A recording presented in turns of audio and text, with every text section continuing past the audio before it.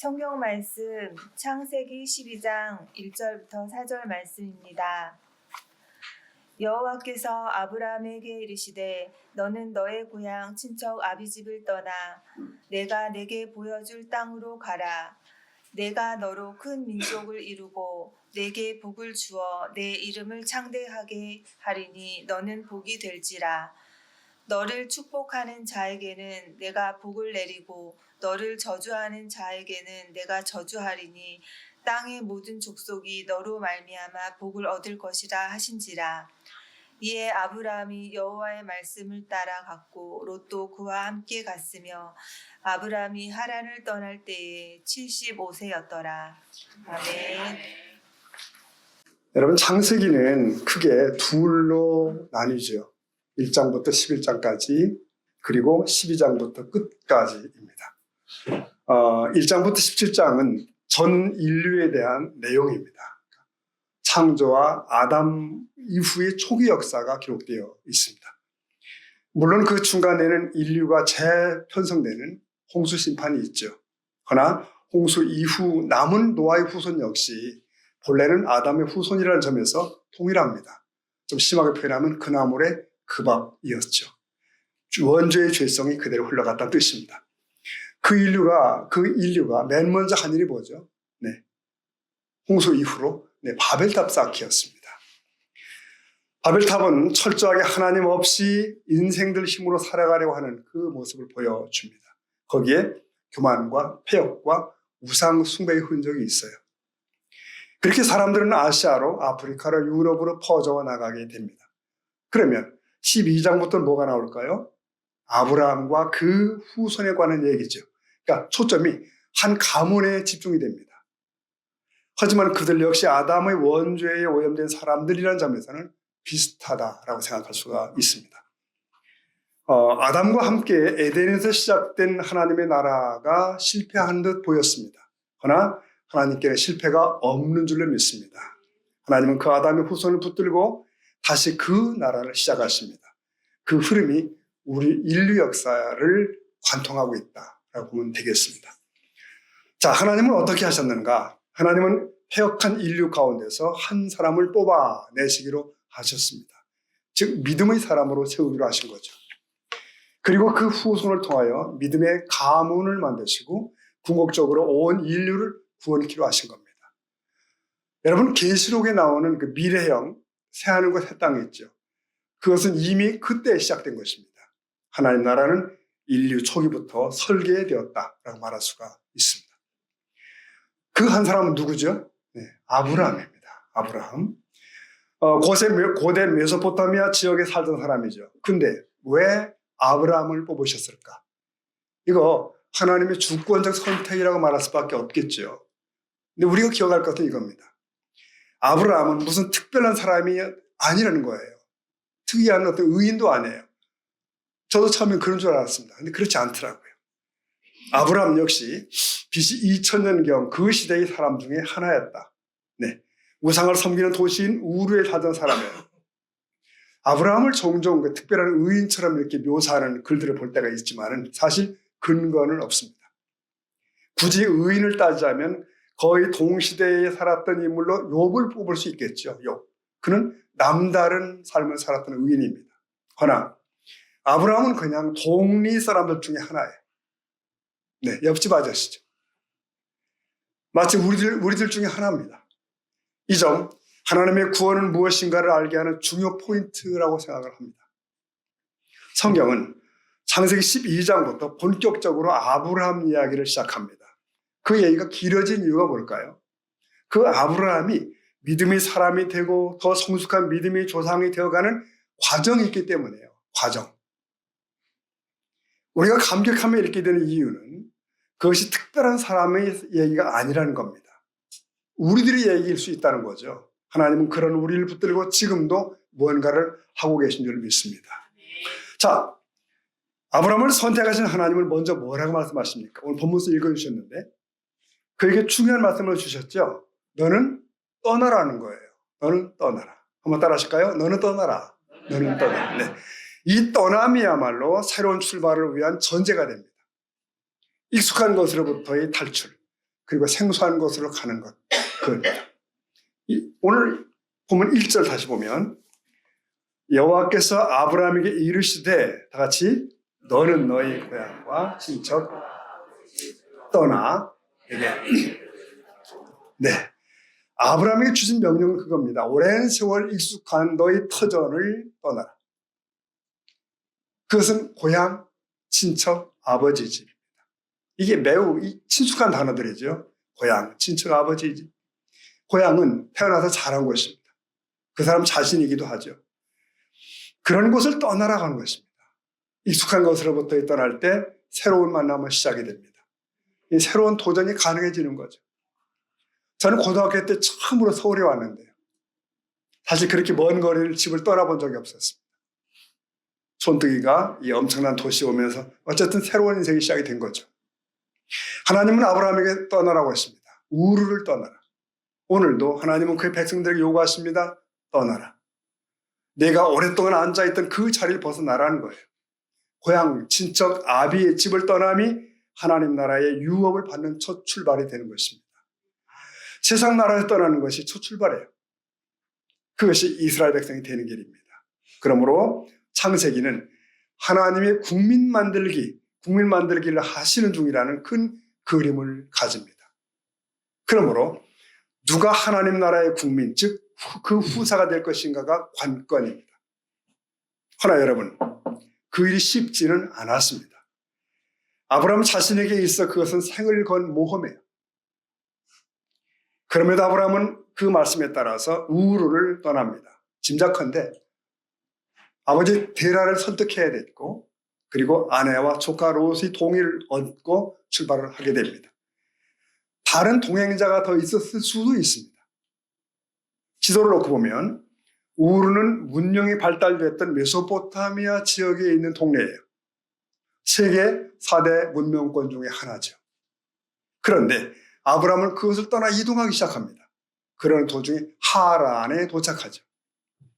거기서 멈추게 되는 거예요. 그리고 더 이상 나가지 못한 채 거기 체류하게 됩니다. 자, 왜 완전히 가야 하는 여정을 멈췄을까? 이 질문은 우리의 신앙의 행진이 왜 나아가지 못하고 멈추고 있는가를 생각하게 합니다. 왜입니까? 첫 이유로는 붙인 데라가 움직이기를 마다했기 때문일 겁니다. 이 데라에게는 사실 여호와께 대한 믿음이 없었어요. 동시에 그는 장거리 여행에 육체적 어려움이 있었습니다. 이미 많이 노쇠한 어른이었어요. 또 하나의 이유는 사실 하란까지는 가볼 만한 길입니다. 근데 하란 이후로는 위험 부담이 있는 지역이었다. 학자들은 말하기를 이제 하란을 벗어나면 그 변경을 벗어나면 타문화권이라는 거예요. 불안합니다. 오늘로 치면 치안도 보장되지 않는다는 거죠. 결국 아브라함 일행은 하란에서 오래 머물게 됩니다. 그러고 있던 중에 붙인 데라가 세상을 떠납니다. 자, 창세기 11장 32절 읽어볼까요? 데라는 나이가 205세가 되어 네, 그러자 아브라함의 여정이 다시 시작되는 겁니다. 어떤 학자들은 이 데라가 아브라함 출발 이후에도 생존했다라고 주장도 합니다만 만약 그렇다면 그는 몸은 살았지만 영적으로 죽은 존재였다라는 해석을 할 수가 있겠죠. 여러분, 데라라고 하는 이름 자체가 의미심장해요. 딜레이입니다. 지체하다는 뜻입니다. 네, 아버지 데라가 세상을 떠나자 아브라함은 본격적으로 가나안을 향해 발걸음을 옮기게 됩니다. 드디어 본문이 있는 창세기 12장에 도착합니다. 그러므로 12장에 있는 이 명령은 아브라함이 하란에서 받은 하나님의 말씀이다 라고 보는 게 맞아요. 고향 우르에서의 여호와의 음성을 1차로 본다면 여기서 2차로 출발의 명을 받는 거죠. 여러분, 신앙의 길은 여정입니다. 떠나야 하고 또 그리고 걸어야 할 길이 있어요. 근데 우리를 떠나지 못하게 하는 것들이 있다는 거죠. 아브라함의 경우에는 붙인 데라였고요. 그래서 하란에서 긴 세월을 지체하게 됩니다. 낭비하게 됩니다. 그럼 오늘 우리를 붙드는 건 뭘까요?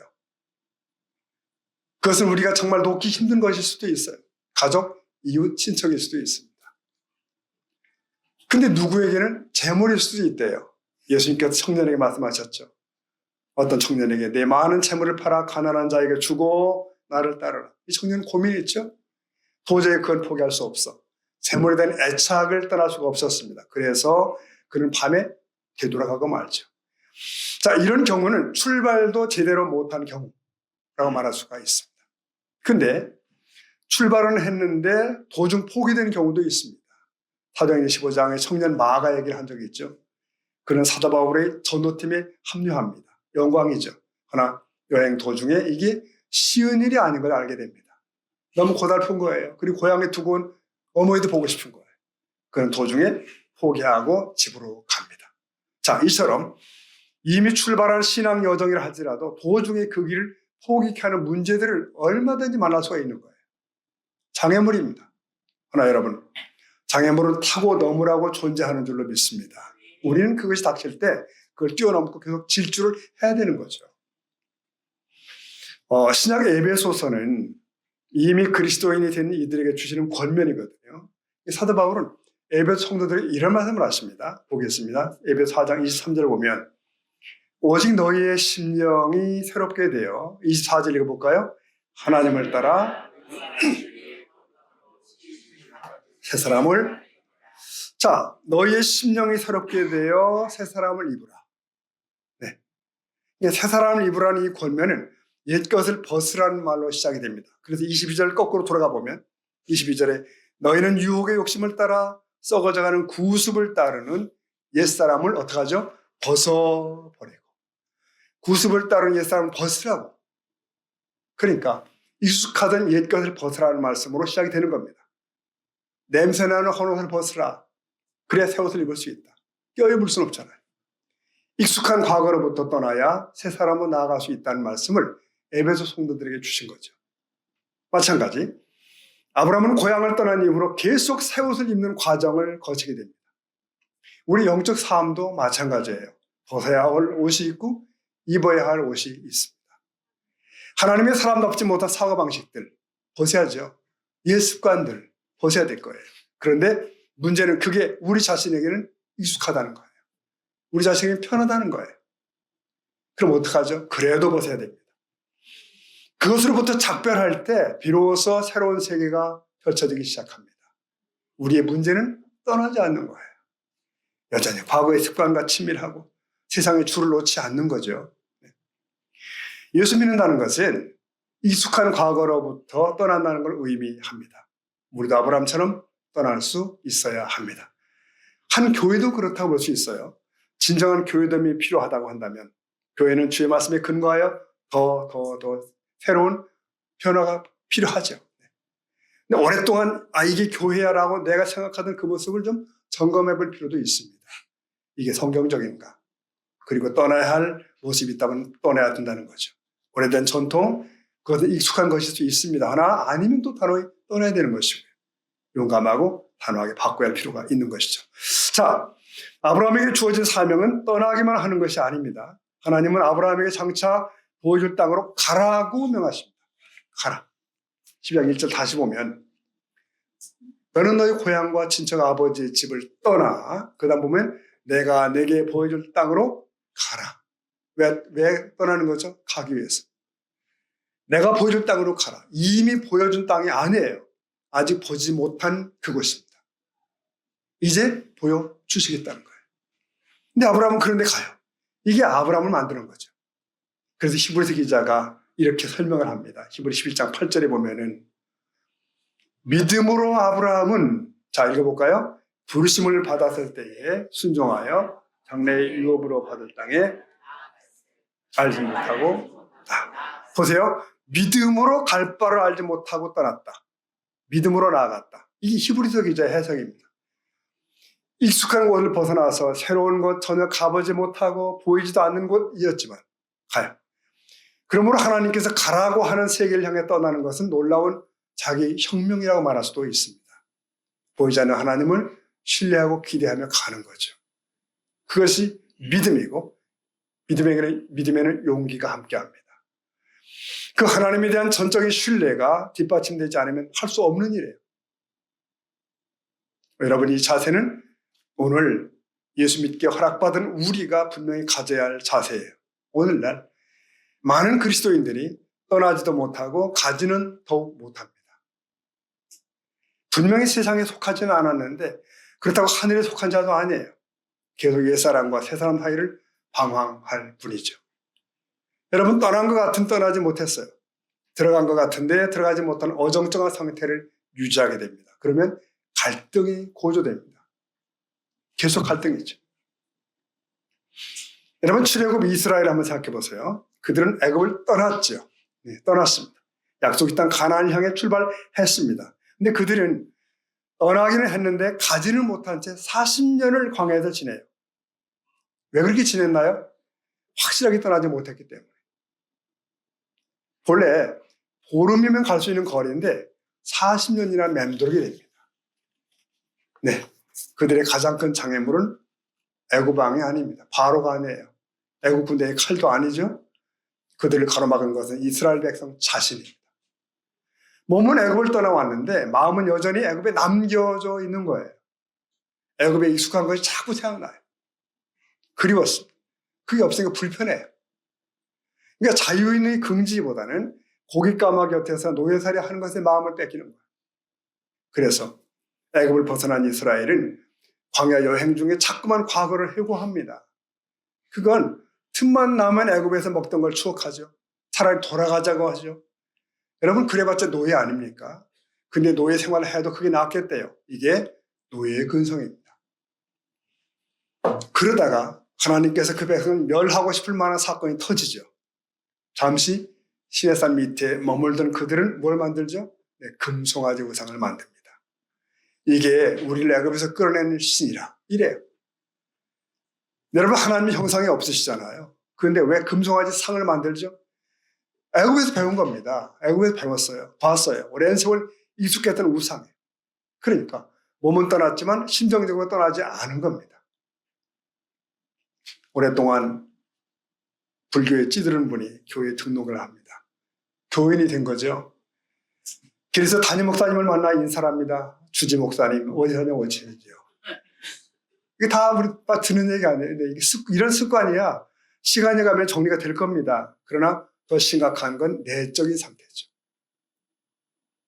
이스라엘 백성은 홍해를 건너고 자유인입니다. 그럼에도 그들의 내적 상태는 늘 어정쩡입니다. 어정쩡.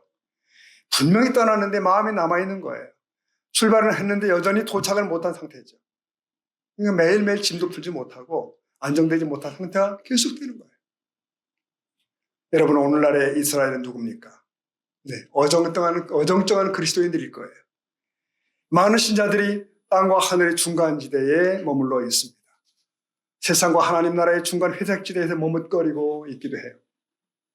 분명히 교회는 다니시는데 예배도 참여를 하는데 때로 교회 봉사도 하는데 그렇게 하는 걸 보면 떠나긴 떠난 자인 게 맞는 것 같아요. 그냥 아직 하나님 나라를 들어가 본 적이 없는 겁니다. 그 중간 상태에 머무는 거예요. 여러분, 이거 빨리 벗어나서 이젠 들어가야 됩니다. 약속이 그 땅에 발을 딛고 기쁨과 감격 속에 살아가야 돼요. 아, 이게 천국이구나. 이런 감격이 있어야 한다는 거죠.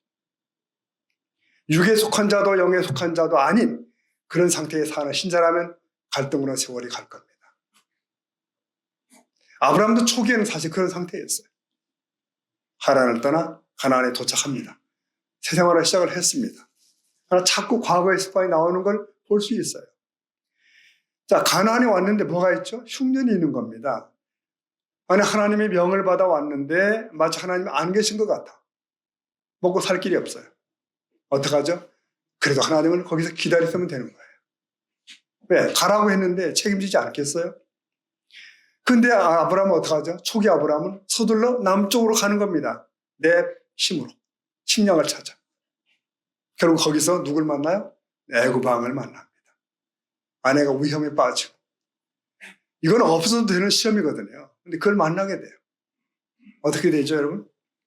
여기서 아브라함은 세상의 방식을 쓰죠. 거짓을 동원하여 자기 안전을 도모합니다. 그래서 아내 사라를 사실은 내 누이라고 이렇게 고백을 하기 시작하고. 여러분, 거짓으로 육신의 이익을 찾고 거짓으로 안전을 추구하는 것. 이게 과거의 방식이에요. 즉 갈대아 우르 사람들의 행태입니다. 보십시오. 아브라함은 우르를 떠났고 과거를 떠나왔지만 아직 완전히 떠나지는 못했던 당시입니다. 그래서 아직 믿음의 사람다운 삶을 살지 못한 거죠. 온전한 하나님 사람에게는 미흡한 점이 많았어요, 사실. 또 다른 실패도 이해가 있잖아요. 네.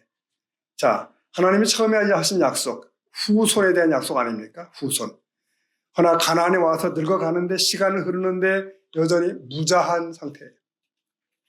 2절 다시 보면 이렇게 돼 있죠. 하나님 말씀하시기를 내가 너로 큰 민족을 이루게 하겠다. 내가 복을 주어 내 이름을 창대케 하겠다. 이게 다 후손과 맞물려 있는 약속이잖아요.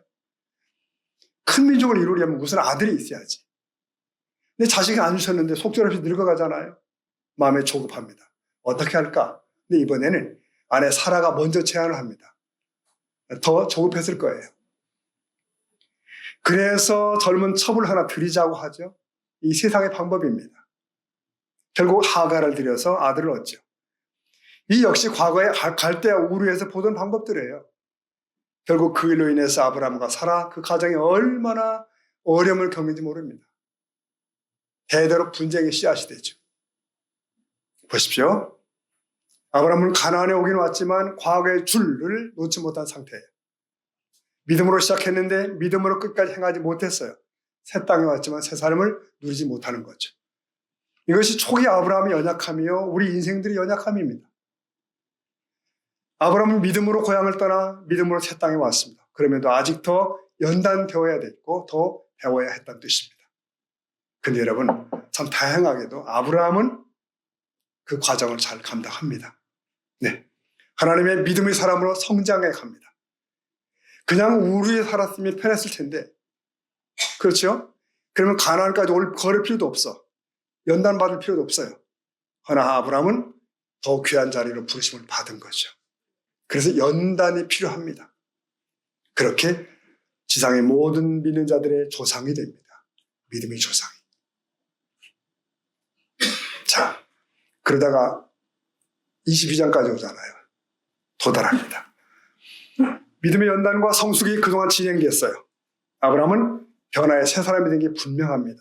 22장에서는 아들을 하나님 앞에 내놓을 정도로 높은 수준에 서게 됩니다. 이게 얼마나 큰 결단인지 우린 다 같은 부모인데도 자꾸 잊어먹어요. 그걸. 아들을 내놨다는 거예요. 근데 이삭의 아들이 보통 아들입니까? 이게 이삭은 독자였고 100세에 얻은 자식입니다. 그런데 모리아 산에서 그는 결단을 해야 됩니다. 하나님인가 내 아들인가? 하나님인가 내 자식인가? 아브라함은 이때 이미 모든 초점을 하나님께 맞추고 있었습니다. 이미 하나님의 가장 소중한 가치가 되어 있었어요. 그러고 나니까 망설여지지 않는 거죠. 답이 있는데 답이 있어요. 하나님의 최선이라는 것. 여러분 우리의 가정의 최선도 하나님인 줄로 믿습니다. 내 아이들의 최선도 하나님이실 거예요. 네. 아브라함에 관한 영화가 있는데 이 감독은 영화를 만들 때 이 아브라함이 이 장면에서 아주 고뇌하는 것으로 묘사를 합니다. 그런데 사실은 그렇지 않죠. 당시 아브라함의 마음은 어렵지 않았습니다. 어떻게 알 수 있나요? 아들을 제물로 드리려고 사흘 길을 가는데 그동안 그의 마음이 흔들린 적이 없어요. 또 산에 오를 때도 이삭의 다정한 말을 들을 때에도 변함없는 자세를 보여줍니다. 또 산 위에 올라가서 단을 쌓고 아들을 줄로 묶고 제물로 세울 때 거침없는 아브라함을 보십시오. 그러니까 아브라함의 마음은 이미 주님과 함께 있는 거예요. 그 마음이 얼마나 철저한지 하나님께서는 그렇게 영광을 받으신 줄로 믿습니다. 창세기 22장 12절 말씀 보면 아시겠어요? 하나님 하신 말씀이에요. 친히 읽어볼까요? 시작. 네가 내 아들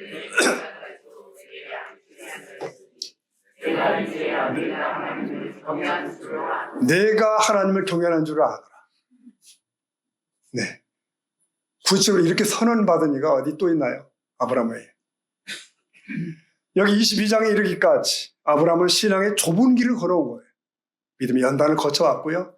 그리고 드디어 그는 온전히 믿음의 조상이 된 거죠. 네. 자, 정리하면 이렇습니다. 네 부류의 사람이 있었지 있구나. 떠나지도 못한 사람, 떠나지도 못한 사람이 있습니다. 떠났지만 도착이 되지 못한 상태의 사람도 있습니다. 도착했지만 과거에 발목 잡혀서 옛 모습 그대로 사는 사람도 있습니다. 그리고요, 완전히 새로운 삶을 사는 자, 즉 천국을 누리는 사람이 있는 것입니다. 에베소 말씀에 따르면 성령 충만한 자겠죠. 그렇다면 우리 각자의 주소는 뭘까요? 그리고 나는 어디쯤 와 있는 것일까요?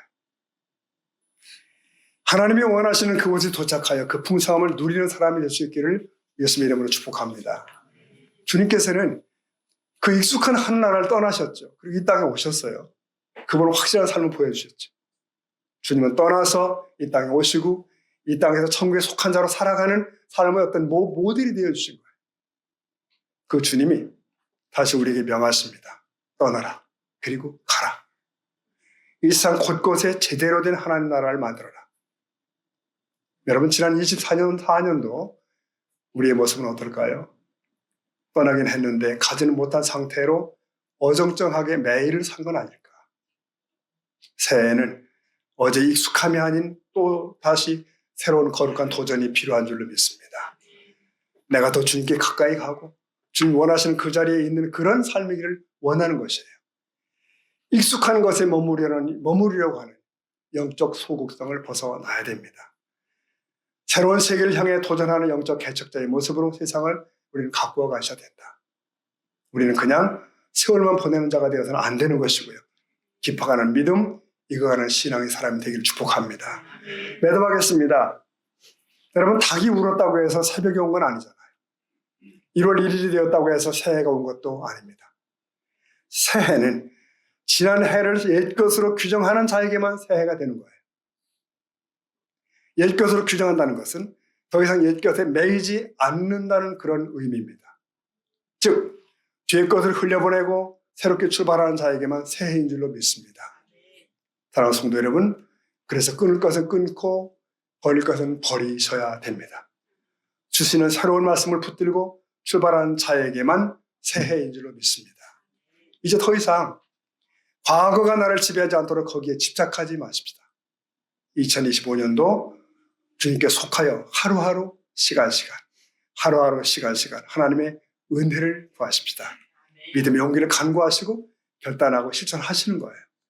하나님을 신뢰하고 온 마음으로 그를 악망하며 그와 함께 걷는 새날이 될 수 있기를 축복합니다.